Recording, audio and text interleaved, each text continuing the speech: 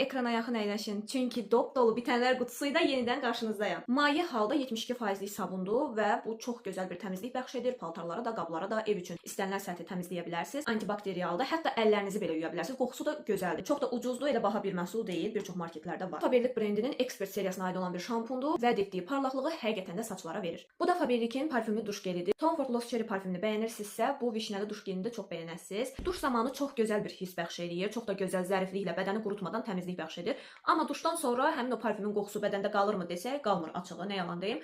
Mən görmədim ki, bunun qoxusu duşdan sonra da bədəndə qalsın. Batistin quru şampunlarını bilirsiniz ki, onsuz da deməyə ehtiyac yoxdur. Çox yaxşı quru şampunlar çıxarır Batist və mən də bunu çox bəyəndim. Əgər istəyirsinizsə ki, saçınızdan duşdan sanki yeni çıxmısınız kimi bir qoxu gəlsin, bu quru şampuna mütləq bir şans verin. Görün nə qədər istifadə etmişəm bunu. Bu da İsana'nın bu deodorantlarını nə qədər bəyəndiyimin bir sübutudur.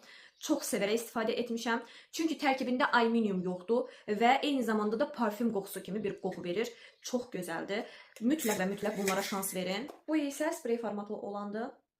Belə şüşə qab. Salisilik asid toneri. Yağlı dərləri olanlar üçün bu sebum ifrazını balanslayan bir tonerdir. Bunu müalicə aldığım üçün sonralar davam etdirə bilmədim. Buna görə də içində bu qədər qalmış. Artıq gördüm ki, vaxtı bitdi və bu cür yarıda buraxmalı oldum. Bu da niasinamid serumdur. Bunun içində çox az qalıb. Bunun da vaxtı bitdiyinə görə istifadə edə bilmədim. Çünki bunun axırları mənim müalicə vaxtlarıma düşdü. Üzümə heç bir serum vura bilməzdim həmin vaxtlar. Ona görə də bu belə qaldı. Sink tərkibli niasinamid serumdur. Sebumu balanslayır dəridə və eyni zamanda parlaqlıq bəxş edir. Poraların görünümünü də nizamlayır. Faberlic'in bu alüminiumsuz rolon deodorantı əvvəllər çox sevərək istifadə etdim. Sadəcə olaraq sonlarına doğru bunun qoxusu çox da xoş olmadı. Çünki özünün onsuz da qoxusu yoxdur. Biraz tərkibindəki elementlər düzdür, alüminiumsuz olsa da, nə qədər təmiz tərkibli olsa da, bədən qoxusu ilə birləşəndə düzdür, tər qoxusu vermirdi. Amma belə dərman qoxusu kimi bir qoxu gəlirdi. Mən onu sevmədim açığı. Buna görə də istifadə etmədim. İçində çox az qalıb. Axıra yaxın artıq istifadəsini buraxdım. Pastelin dırnaq boyalarını da sevərək istifadə etmişəm. Biraz içində qalsa belə vaxtı bitdiyinə görə atıram. Bu krem çox yaxşı kremdir. Tərkibi təmizdir, orqanik kremdir. Dediyi o bəyazlatmanı tədricən istifadə etdikdə bəxş eləyir. Amma yağlı dəriyə sahibsinizsə, bunun istifadəsindən sonra üzünüzdə yaranan o hissi çox da bəyənməyəcəksiniz.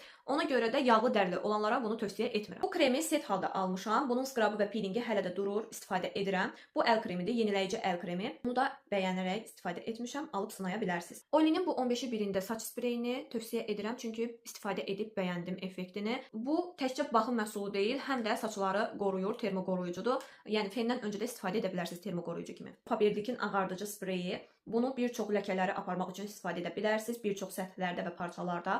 Mütləq sınayın deyirəm, çünki mən həqiqətən də effektini görmüşəm. Biodermanın dibinə qədər istifadə etdiyim bu günəş kremi. Deyə bilərəm ki, üzümə ən çox düşən bu günəş kremidir. Biri var parlaq dəri, biri də var artıq yağlı dəri. Yəni bir çox məhsul yağlı dərilərdə